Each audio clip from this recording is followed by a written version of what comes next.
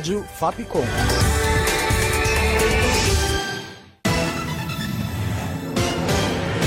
Panorama.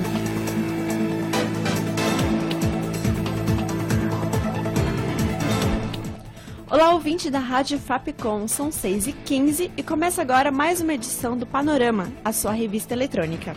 Eu, Carolina Costa, te acompanho até às 6h45 da tarde com as novidades da semana de política, saúde, esporte, comportamento e muito mais. Tem aqui comigo Samantha Linhares. Boa tarde, Samantha. Boa tarde, Carol. O Espírito Santo vive uma crise de segurança pública. Desde sábado, dia 4, o estado enfrenta uma onda de violência com mortes, saques e assaltos. As famílias de policiais militares fazem protesto em frente ao batalhão e estão bloqueando as saídas, reivindicando reajuste salarial para a categoria. Os policiais são proibidos de fazer greve.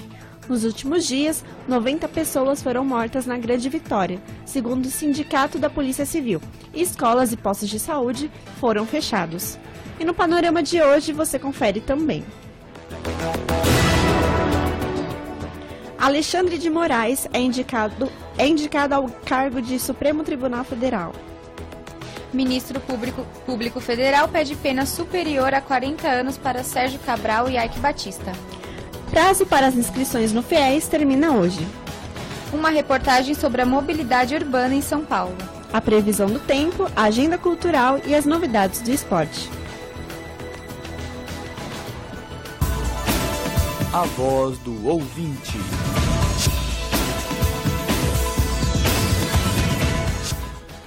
E essa semana perguntamos para você, ouvinte, quais medidas de controle o governo deve tomar para que a crise de segurança pública não se alastre pelo país. Nosso ouvinte, Cláudio Rabelo, comentou: a questão de funcionalismo público no Brasil, de uma forma geral, é precária, e no caso da polícia, não só em questão de salário. Entendo que o funcionário público, de uma forma geral, necessita, ainda que em caráter de reformas, planos de carreira e valorização do salário. Mas quando falamos em polícia, é preciso rever essa questão, e principalmente a questão da desmilitarização, uma vez que quando se fala em segurança pública, não podemos dar tratamento de guerra ao cidadão. Além do mais, segundo pesquisas com os próprios policiais militares, a maior parte deles tem o mesmo entendimento. Não é com tapa na cara do cidadão que você constrói uma sociedade melhor. Como saída de emergência, é preciso uma valorização maior aos profissionais que lidam com segurança pública.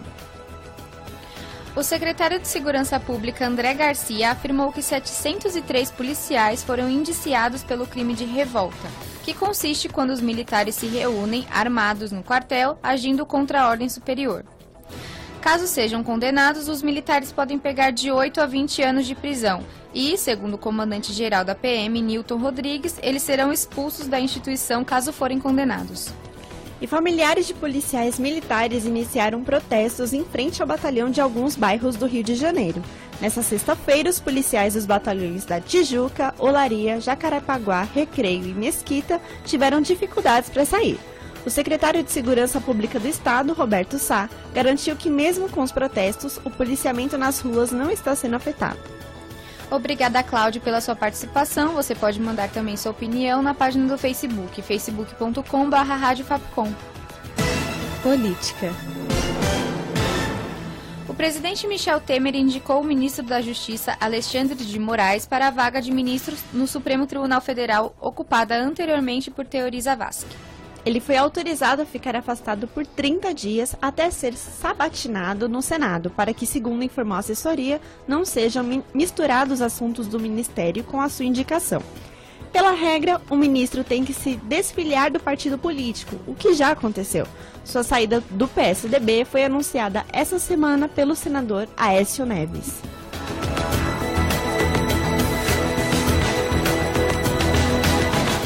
O Ministério Público Federal no Rio de Janeiro denunciou o ex-governador do estado, Sérgio Cabral, e o empresário Eike Batista, e pediu pena superior a 40 anos de prisão para os dois. Eike Batista responde pelos crimes de corrupção ativa e lavagem de dinheiro, e Sérgio Cabral por 2 atos de corrupção passiva, 2 de lavagem de dinheiro e evasão de divisa e organização criminosa. Segundo o Ministério Público Federal, o escritório da ex-primeira-dama do Rio de Janeiro e esposa de Cabral, Adriana Anselmo, recebeu R$ 1 milhão em propina. O pagamento foi feito pela EBX, uma das firmas do conglomerado de Ike Batista.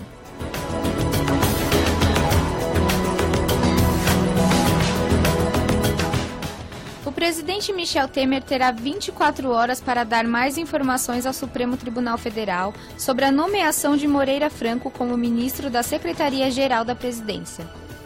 O pedido foi feito pelo ministro Celso Mello e as informações servirão como base para o ministro decidir sobre as ações movidas pela Rede Sustentabilidade e pelo PSOL, que contestam a nomeação de Moreira Franco. Moreira Franco foi citado na delação do ex-diretor da Odebrecht, Cláudio Melo Filho, na Operação Lava Jato. O ex-governador do Rio de Janeiro disse, após tomar posse como ministro, que a nomeação teve como objetivo fortalecer a presidência.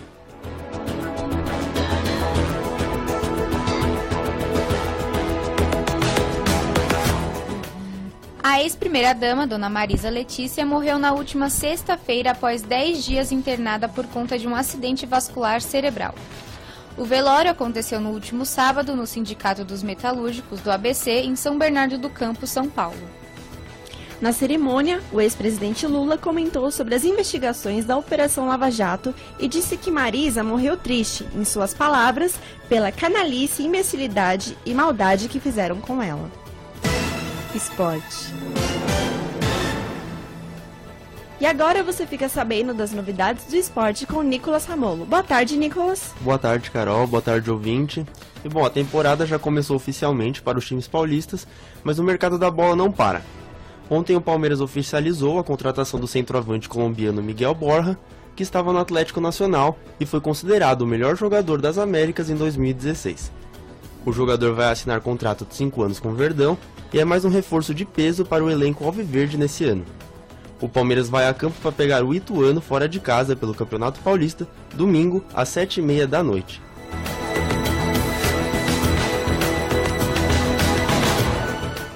O São Paulo também anunciou a contratação de um novo centroavante para seu plantel. O argentino Lucas Prato, que estava no Atlético Mineiro, chega para suprir uma posição de carência no clube paulista, que já é considerado a maior contratação da temporada pelo tricolor. O time entra em campo contra a Ponte Preta, no domingo, às 5 horas da tarde, pelo Paulistão.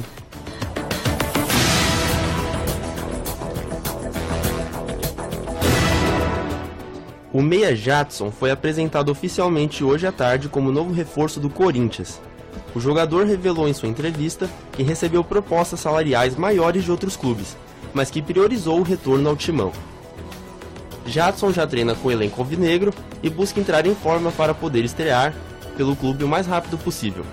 O timão recebe amanhã o Santo André pelo Campeonato Paulista às 9 horas da noite.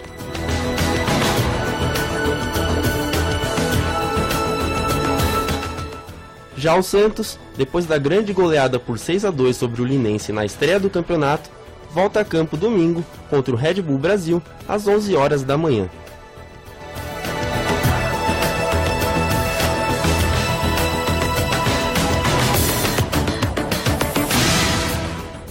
Intervalo e já voltamos. Rádio Fapcom, som da comunicação. Panorama.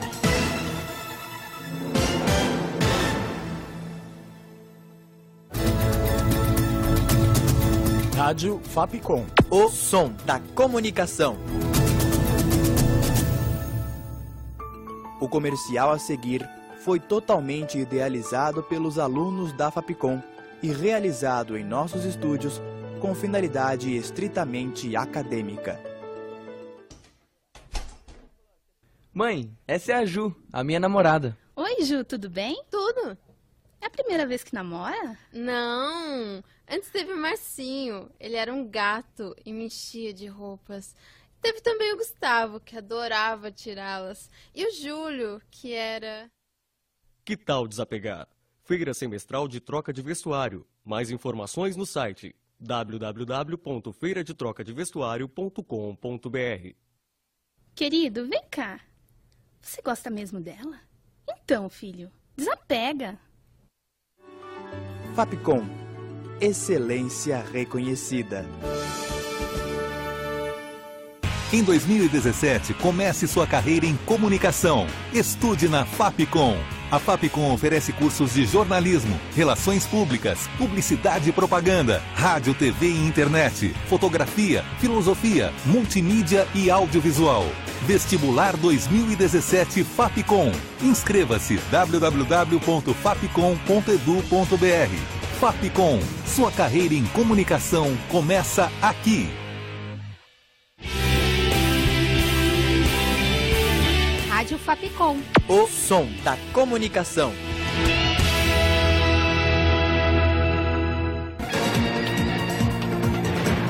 Panorama. 6h26 e essa semana perguntamos para você, ouvinte, quais medidas de controle o governo deve tomar para que a crise de segurança pública não se alastre pelo país?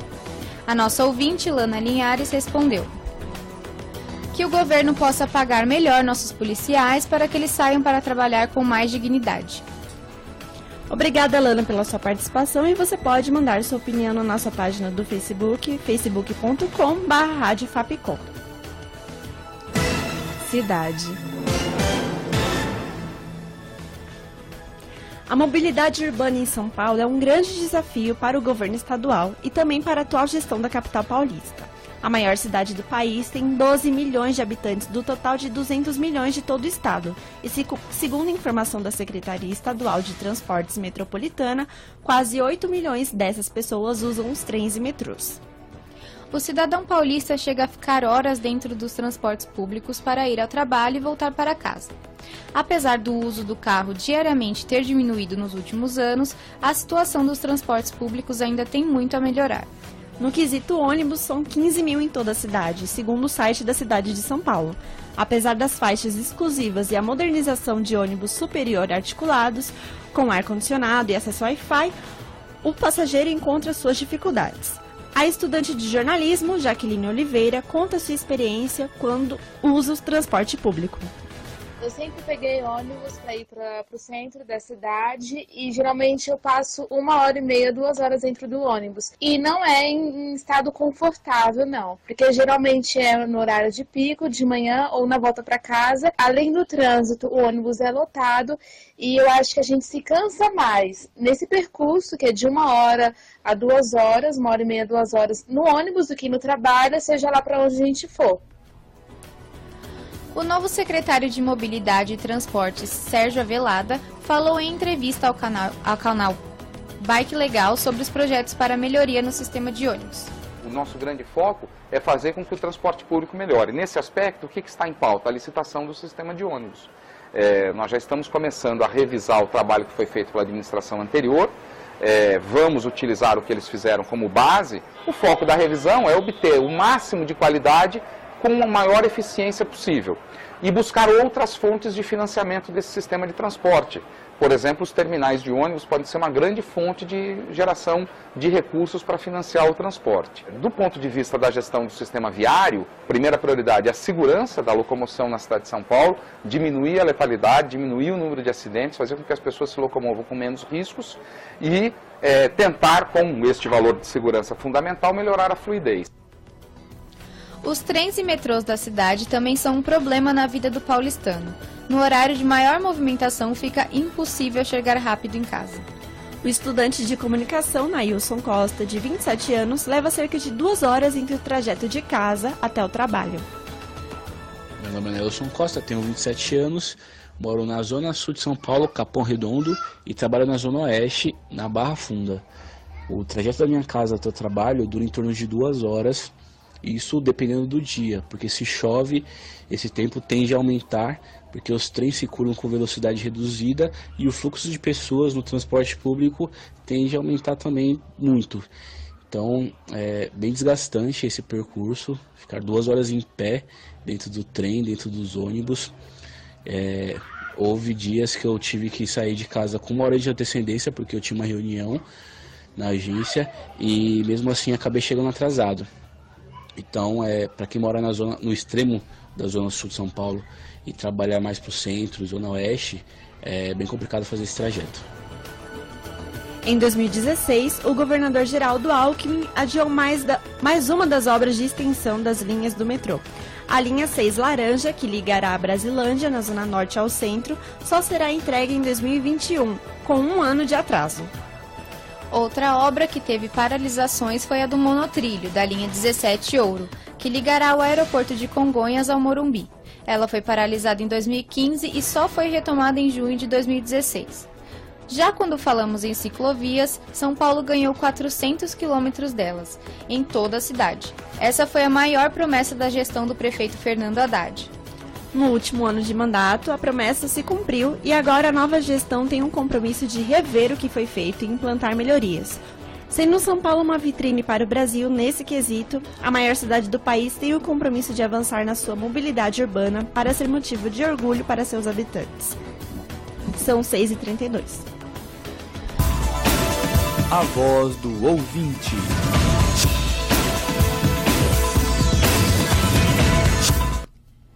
E essa semana perguntamos para você, ouvinte, quais medidas de controle o governo deve tomar para que a crise de segurança pública não se alastre pelo país?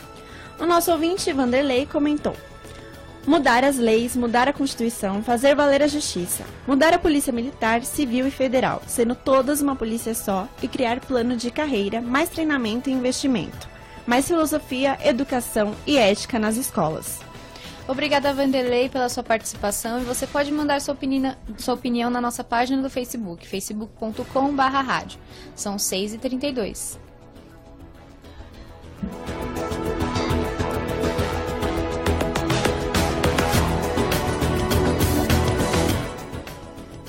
As inscrições para o FIES, o Fundo de Financiamento Estudantil, acabam nesta sexta-feira.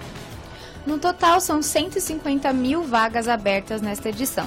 Também já passam a vigorar as novas regras que prevêem limite de financiamento de R$ 5.000 por mensalidade.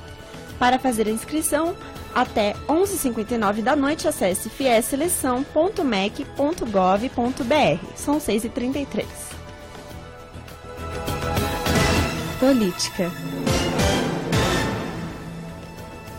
As reformas trabalhistas e da Previdência são as mais importantes propostas do atual governo e o relator quer apresentar o parecer até o mês de março. Confira na reportagem da Rádio Agência EBC. O relator da reforma da Previdência quer apresentar o relatório até o próximo mês. A Câmara instalou nesta quinta-feira as comissões que vão analisar as mais importantes reformas propostas pelo governo federal neste ano, a da Previdência e a trabalhista. O relator da reforma da Previdência, Arthur Oliveira Maia, do PPS, disse que espera apresentar o texto sobre o tema na segunda metade de março. O relator contou que estão previstas 8 audiências públicas para debater a reforma. É como eu já disse várias vezes, eu venho para esse debate com o coração aberto e com o propósito de convencer e de ser convencido, na base do argumento. Então, se vai mudar, se não vai mudar, obviamente que vai depender de como se conduz as reuniões e do convencimento de cada um dos parlamentares. Eleito presidente da comissão, o deputado Carlos Marum, do PMDB, acredita que até abril será possível votar a reforma da Previdência na comissão especial. Eu penso que final de março, início de abril é possível. Nós vamos fazer um trabalho constante, no mínimo 2 reuniões por semana. Nós temos que trazer para o debate as várias opiniões contraditórias que existem a respeito do tema, para que a partir daí os deputados possam formar suas convicções e votar em conformidade com elas. Já a oposição reclama que o tempo é curto para que a sociedade conheça a matéria, como argumentou Alessandro Molon, do Partido Rede. Em primeiro lugar, a nossa estratégia é permitir que a sociedade brasileira entenda o que está acontecendo e acorde. Se os brasileiros e as brasileiras entenderem o que estão tentando fazer aqui, as ruas e as praças do Brasil vão ser tomadas por pessoas que vão dizer: não aceitamos que metam a mão no nosso bolso. A reforma também enfrenta resistência dentro da base governista. Deputados do PTB e do Solidariedade, por exemplo, articulam apresentar emendas para mudar pontos do texto. A reforma da Previdência proposta pelo governo prevê idade mínima de 65 anos para a aposentadoria de homens e mulheres e 49 anos de contribuição para que o segurado tenham uma aposentadoria integral, entre outras mudanças. Somente os militares estão excluídos da reforma. O governo alega que a medida é necessária para combater o atual déficit da Previdência. Também foi instalada nesta quinta-feira a Comissão da Reforma Trabalhista. O relator escolhido foi o deputado Rogério Marinho, do PSDB. O deputado defende a proposta do Executivo, mas diz que ainda é possível fazer alterações. Aí nós vamos avaliar. Eu acho que o espírito da lei está correto. Se houver alguns pontos a serem retirados, vão ser muito mais questões processuais ou questões menores. O espírito da lei, nós concordamos com ela. A reforma trabalhista prevê que a negociação entre trabalhadores e patrões possa prevalecer sobre a atual legislação em 12 pontos. Entre eles estão do parcelamento das férias, da mudança no intervalo de intrajornada, da jornada de trabalho e da ampliação do prazo para contratos temporários de trabalho. Tanto a Comissão da Reforma da Previdência como a Trabalhista voltam a se reunir na próxima terça-feira. De Brasília, Lucas Por Deus Leão.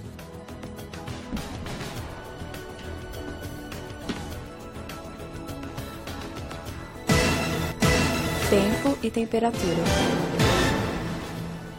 O fim de semana será de sol e chuva na capital paulista. No sábado, a chuva será entre a tarde e a noite, com máxima de 31 graus e mínima de 19. No domingo, o sol estará presente na parte da manhã, mas à tarde será de chuva. À noite, o tempo fica aberto, máxima de 32 graus e mínima de 20. Fapcom. E aqui no Panorama você também fica por dentro dos lugares turísticos de São Paulo no Pela Cidade. Hoje você conhece o Parque do Carmo.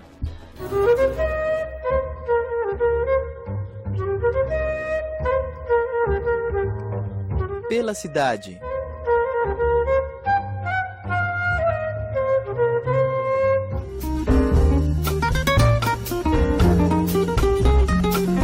Localizado na zona leste da cidade, o Parque do Carmo é mais um lugar de São Paulo para curtir com a família. A área verde tem vegetação remanescente da Mata Atlântica, com 135 espécies da fauna nacional. Além de toda a área de recreação e esporte como campo de futebol e ciclovias, lá você também pode visitar o Museu do Meio Ambiente e ver monumentos em homenagem à imigração japonesa.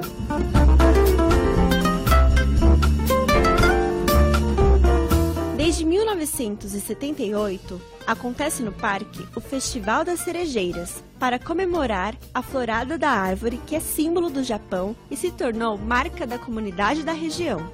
A tradição oriental chamada Hamani diz que as pessoas devem se sentar sob as cerejeiras e contemplá-las por um longo período.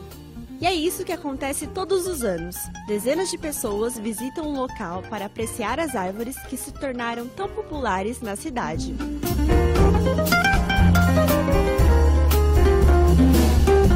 O parque fica na Avenida Afonso de Sampaio e Souza, número 951, em Itaquera, e funciona todos os dias das 5h30 da manhã às 6 da tarde. Para mais informações, ligue 2748-0010. 2748-0010.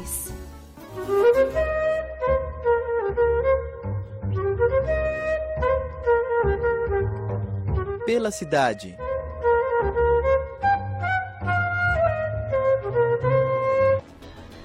E toda quinta-feira, às 6 da tarde, você pode curtir o Pela Cidade pelo site fapcom.edu.br/rádio. São 6h39.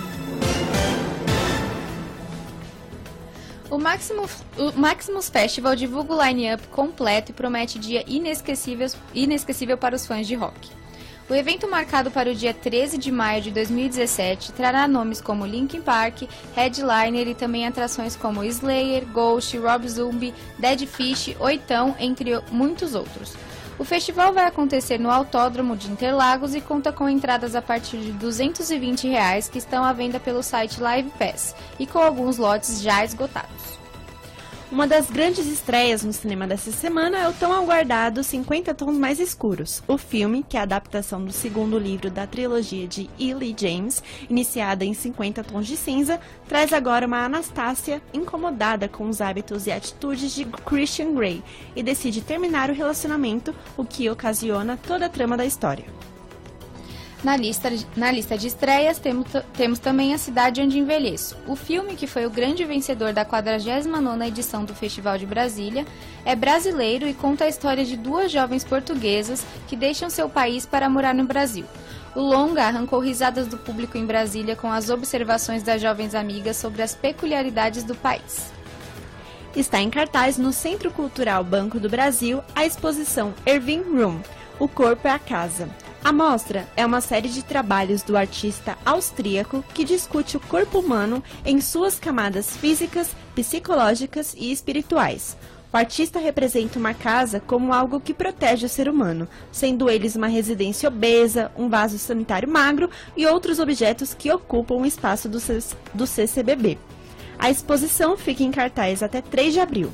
O CCBB fica na rua Álvares Penteado, número 112, no centro. Funciona todos os dias, exceto as terças-feiras. Para mais informações, acesse culturabancodobrasil.com.br. O evento solidário Carnaval Animal acontece neste domingo, dia 12, na República. Uma festa ao ar livre que traz feira vegana com várias opções salgadas e doces, oficinas, atividades para as crianças e também vai contar com desfiles de fantasias com cães para adoção e uma feira de adoção de animais especiais. O festival acontece na Rua General Jardim, entre os números 228 e 290, o mesmo lugar onde está localizada a ONG Associação Natureza Informa, realizadora do evento. Todo o local estará fechado para o festival e tem entrada gratuita. Em fevereiro, completa 19 anos da morte de um dos maiores cantores brasileiros, Silvio Caldas. Confira a reportagem especial da Rádio Agência EBC. São 6h43. Há 19 anos, morria em Atibaia, no estado de São Paulo, Silvio Antônio Narciso de Figueiredo Caldas, ou simplesmente Silvio Caldas, considerado um dos maiores cantores brasileiros. A deusa da minha rua tem os olhos onde a lua... Silvio Caldas nasceu no bairro de São Cristóvão, no Rio de Janeiro, em 1908. O contato com a música aconteceu dentro de casa. O pai, dono de uma loja de instrumentos musicais, também compunha valsas, foxes e sambas e sempre recebia amantes da música. Nestas visitas, o menino chamava atenção pelo gosto de cantar. Aos 5 anos, já cantava em teatros. Em 1927, aos 19 anos de idade, foi se apresentar na rádio Mairinque Veiga. 3 anos depois, gravava seu primeiro disco, Faceira, tendo como padrinho Ari Barroso. Logo se tornou conhecido por interpretar sambas. Silvio Caldas se transformou ao lado de Orlando Silva, Francisco Alves e Carlos Galhardo em um dos cantores de maior sucesso da chamada Época de Ouro da MPB. Minha vida era um palco iluminado. Ao fazer parceria com o compositor Orestes Barbosa, demonstrou seu talento para seresta, gênero musical que promoveria o artista em todo o Brasil. Nesse estilo se destaca a gravação de Chão de Estrelas. Em 1938 foi eleito cidadão samba ao cantar As Pastorinhas de Noel Rosa e João de Barros. Essa música faz sucesso até hoje nos bailes carnavalescos. Outras canções que viraram sucesso na voz de Silvio Caldas foram Minha Palhoça, Arranha-Céu, Da Cor do Pecado, A Jardineira e Faceira. No fim dos anos 60, Silvio Caldas se recolheu em seu sítio na cidade de Atibaia, diminuindo o ritmo de apresentações. Sua última gravação foi em 1995, quando participou do CD Songbook Ari Barroso. Silvio Caldas morreu aos 89 anos em consequência de uma parada cardiorrespiratória provocada por uma anemia profunda. O cantor foi sepultado no cemitério Parque das Flores de Atibaia. História hoje, sonoplastia de Messias Melo, produção de Renato Lima e apresentação de América Melo. Parecia um estranho festival.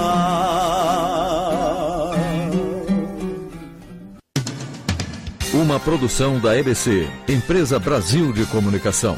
Distribuição Rádio Agência Nacional.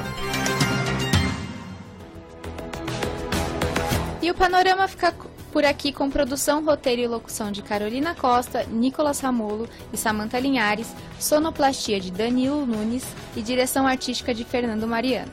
Essa foi uma produção da Rádio Fapcom. Agradecemos sua audiência. Até a próxima sexta.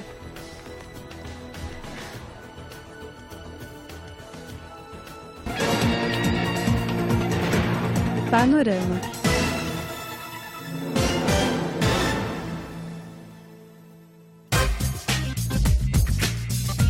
Rádio Fapcom. O som da comunicação.